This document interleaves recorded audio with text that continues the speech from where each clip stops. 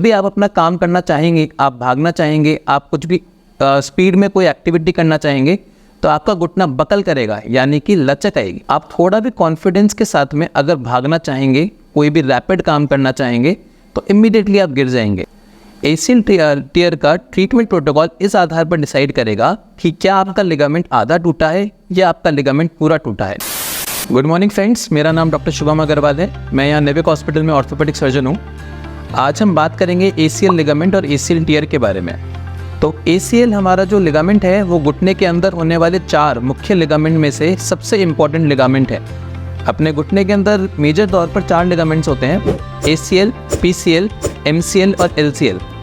इन चारों लिगामेंट में से सबसे इम्पॉर्टेंट लिगामेंट जो अपने पूरे नी को बैलेंस करके रखता है वो एसीएल लिगामेंट होता है। एसीएल लिगामेंट सबसे ज़्यादा महत्वपूर्ण होता है अपने घुटने की बैलेंसिंग के लिए, पर इसी वजह से वो सबसे ज़्यादा इंजर होने वाला लिगामेंट भी है। यानी कि चोट जो सबसे ज़्यादा लगती है घुटने में अगर किसी लिगामेंट में, तो वो एसीएल लिगामेंट के अंदर लगती है। एसीएल लिगामेंट की जो चोटें हैं वो इस तरह से प्रेजेंट करती है कि जब आपको चोट लगेगी तब आपको ज़्यादा तकलीफ नहीं होगी, परंतु ओवर द टाइम जब भी आप अपना काम करना चाहेंगे, आप भागना चाहेंगे, आप कुछ भी स्पीड में कोई एक्टिविटी करना चाहेंगे तो आपका घुटना बकल करेगा, यानी कि लचक आएगी। चलते चलते घुटने में लचक आना एसीएल लिगामेंट की टियर का सबसे पहला सिम्टम है। साथ में आपके घुटने में सूजन रहती है, आपके घुटने में दर्द रहता है, आपको बैलेंस बनाने में तकलीफ आती है और आप कोई भी काम कॉन्फिडेंस से नहीं कर पाते।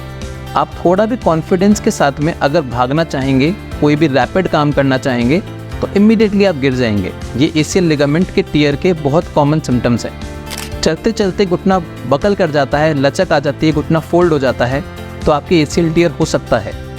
अब इसका डायग्नोसिस कैसे होता है? इसका डायग्नोसिस होता है जब आप जाएंगे किसी डॉक्टर के पास, प्रेजेंट करेंगे और उनको बताएंगे कि हाँ हमें कोई तकलीफ़ आ रही है घुटने में, तो डॉक्टर क्लिनिकल एग्जामिनेशन करके कुछ स्पेशल टेस्ट होते हैं वो परफॉर्म कर आपको ये बताएंगे कि हाँ आपका एसीएल टियर हो सकता है या घुटने में कोई और लिगामेंट की चोट भी हो सकती है। इसका कंफर्म डायग्नोसिस बनाने के लिए एमआरआई करके जांच होती है। एमआरआई कराने से ये पता चलता है कि जो लिगामेंट है, एसीएल लिगामेंट है, वो कितना प्रतिशत टूटा है, अगर वो टूटा है, साथ में क्या कोई गद्दी में भी चोट लगी है या साथ में आसपास का कोई लिगामेंट और टूटा है। ये आइडेंटिफाई करने के बाद में आपका ट्रीटमेंट प्रोटोकॉल शुरू होता है। एसीएल टियर का ट्रीटमेंट प्रोटोकॉल इस आधार पर डिसाइड करेगा कि क्या आपका लिगामेंट आधा टूटा है या आपका लिगामेंट पूरा टूटा है। अगर आपका लिगामेंट आधा टूटा है, जिसे हम पार्शियल टियर कहते हैं, तो आपका ट्रीटमेंट फिजियोथेरेपी के आधार पर हो सकता है।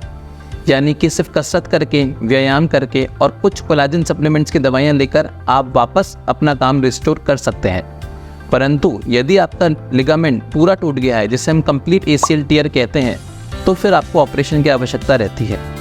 ये जो ऑपरेशन होता है ये दूरबीन से होने वाला बहुत ही छोटा ऑपरेशन है। छोटे चीरे से, यानी की होल सर्जरी जिसको हम कहते हैं, उससे होता है। उसमें हम आप ही के शरीर का दूसरा लिगामेंट लेकर एसीएल लिगामेंट को रिकंस्ट्रक्ट करते हैं, यानी कि दोबारा बना देते हैं और उसको स्क्रू और बटन के आधार पर जोड़कर फिक्स कर देते हैं।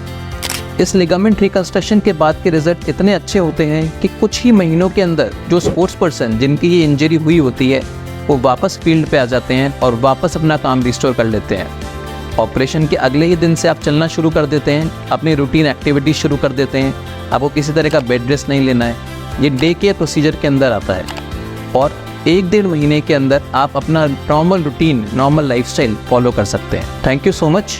और अगर आपको एसीएल रिगार्डिंग कोई भी तकलीफ होती है, नीचे दिए गए नंबर्स पे आप कॉन्टैक्ट कर सकते हैं और एसीएल टियर की और किसी भी जानकारी के लिए भी आप मुझे नीचे दिए गए नंबर्स पे कॉन्टैक्ट कर सकते हैं। Thank you so much.